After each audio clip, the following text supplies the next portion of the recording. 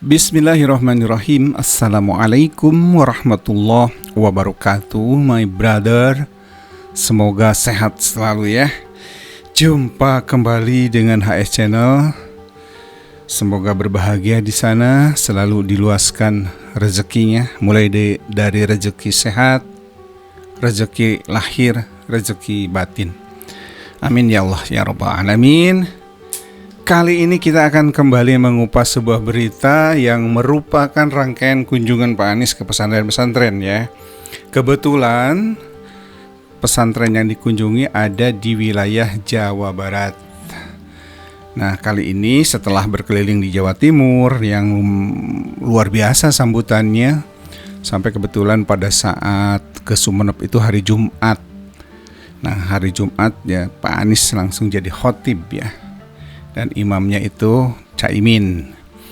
Nah, kemudian beliau juga melanjutkan ke Jombang, ke Jawa Tengah ya, terakhir kemarin di Cilacap kalau tidak salah, ke pesantren-pesantren yang ada di wilayah Jawa Timur dan Jawa Tengah. Dan sekarang kembali tanggal 8 Oktober ini, hari Minggu, masih hangat beritanya. Beliau berkunjung ke salah satu pesantren yang cukup terkenal di Jawa Barat ya, Pesantren Darul Falah yang saat ini dipimpin oleh Kiai Haji C.H. Anwar Hidayat. Nah, kunjungan yang kali ini seperti juga kunjungan ke pesantren-pesantren di wilayah Jawa Timur dan Jawa Tengah mendapat sambutan yang luar biasa ya. Walaupun memang pada hari yang sama Pak Anies mendapatkan sedikit dalam tanda kutip gangguan karena pada saat melakukan kegiatan yang rencananya dilakukan di dalam gedung Indonesia Menggugat, itu izinnya sudah terbit, sudah resmi diizinkan, tapi tiba-tiba secara mendadak dibatalkan dan digembok gedungnya. Luar biasa ya, luar biasa. Padahal setahu saya sebelumnya Pak Ganjar melakukan kegiatan di situ itu baik-baik saja, tidak digembok ya. Tapi katanya alasannya itu karena berbau kampanye. Luar biasa. Terus Pak Ganjar dulu nggak berbau kampanye ya. Walau alam ya, memang begitulah ya.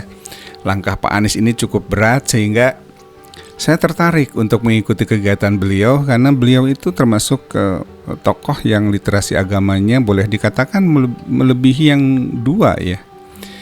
Ini paling tidak pandangan subjektif saya ke Pak Anies. Pak Anies memiliki literasi keagamaan yang mumpuni sehingga boleh dikatakan tidak gagap ya kalau bertemu dengan kondisi-kondisi di pesantren, berlama-lama di pesantren sampai menjadi imam sholat misalnya. Berbeda mungkin dengan dua kandidat, walau alam ya, perlu diuji. Kalau bisa ya uji sajalah ya, masing-masing jadi imam. Siapa yang paling fasih menjadi imamnya nanti dinilai ya. Karena imam sholat itu juga sebuah miniatur dari imam sebuah negara ya.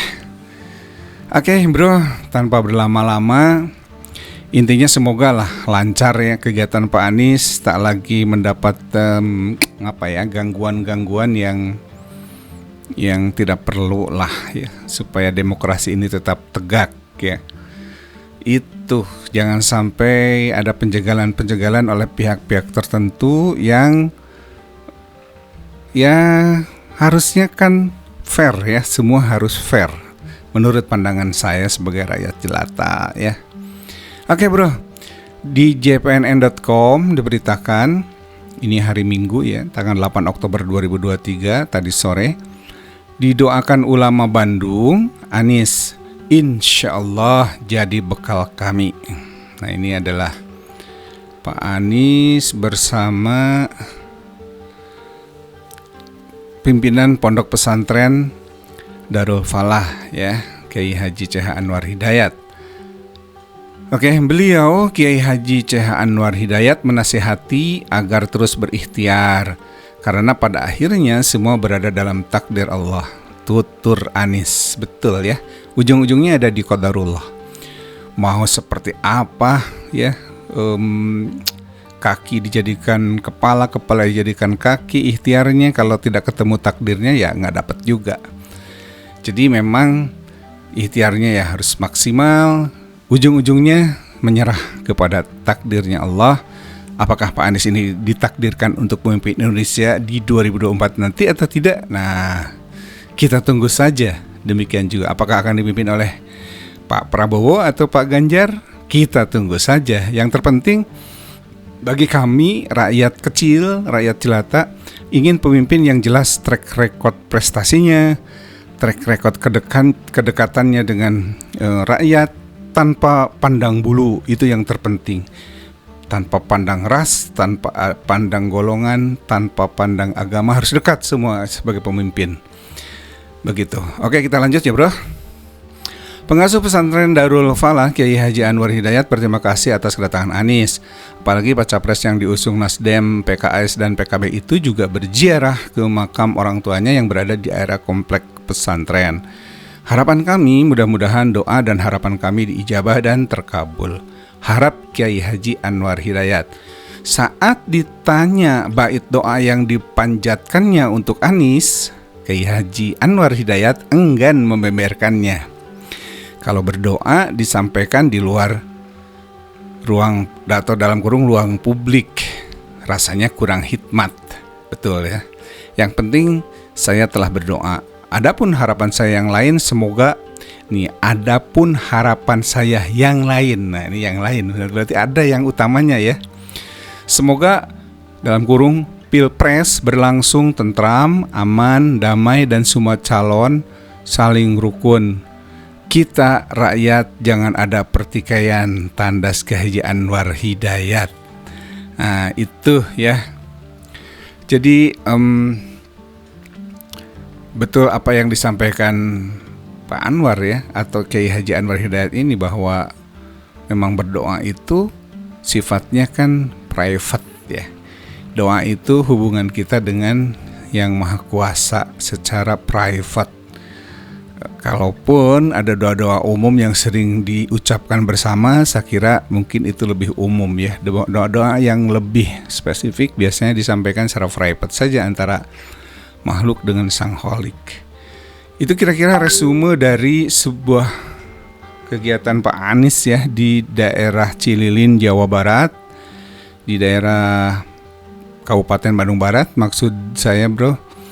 Dan luar biasa sambutannya, dan mudah-mudahan ke depan ya tidak ada lagi hambatan-hambatan yang berarti untuk siapapun calon atau baca wapres yang berkunjung atau mengadakan acara di luar daerah.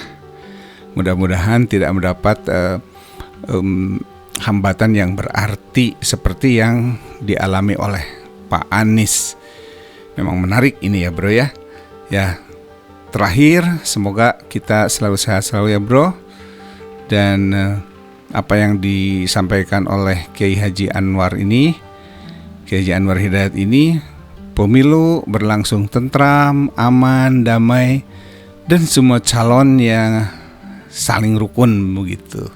Kita rakyat jangan ada pertikaian ya, jangan ada sampai ada konflik horizontal pasca pemilu seperti apa yang terjadi sebelumnya ya, melahirkan sebuah pembelahan di masyarakat karena memang calonnya waktu itu hanya dua ya, Pak Jokowi dan Pak Joko Widodo dan Pak Prabowo Subianto. Jadi akhirnya terbelah tuh ya, rakyat jadi dua kubu, antara kubunya Pak Jokowi saat itu dengan kubunya Pak Prabowo, yang kemudian melahirkan sebuah istilah antara ya itu istilah cebong, istilah atau kampret, istilah cebong, istilah kadrun. Luar biasa ya. Mudah-mudahan sekarang tidak terjadi karena tidak dua lagi calonnya insya Allah ya. Kalau betul-betul ini terjadi ya, 3 pasangan calon presiden ya, atau bakal calon presiden dan bakal calon wakil presidennya. Oke bro, itu saja yang bisa disampaikan, resume dari pemberitaan apa yang diberitakan oleh jpnn.com ini terkait dengan kunjungan Pak Anies Baswedan ke pesantren Darul Falah di daerah Cihamplas, Cililin, Bandung Barat, Jawa Barat. Akhir kata, semoga bro di sana sehat selalu dan semoga Allah meluaskan rezeki kita semua di tengah kesulitan yang luar biasa, bro. Karena saya juga merasa kita semua rakyat kecil luar biasa merasa kesulitan, apalagi dengan harga yang terus melambung tinggi, belum lagi beredar rumor-rumor dengan beras sintetis dan sebagainya yang terbuat dari plastik. Mudah-mudahan kita terhindar dari bahaya-bahaya itu ya bro ya. Dan pemimpin ke depan betul-betul bisa mensejahterakan kita semua ya, bukan hanya di dalam kampanyenya saja, tapi betul-betul ikhlas dan diraih semua kemenangan itu dengan kejujuran dan usaha yang bersih ya, dengan ikhtiar-ikhtiar yang bersih tanpa licik dan lain sebagainya, baik secara langsung maupun tidak langsung. Itu saja bro, terima kasih sudah menyimak dan terima kasih juga sudah subscribe. Yang belum subscribe silahkan subscribe sehingga channel ini bisa kembali terus memberikan kupasan berita sambil bercerita sedikit sesuai hati nurani rakyat jelata. Aku qouli hadza wa astaghfirullah li wa lakum. Wassalamualaikum warahmatullahi wabarakatuh.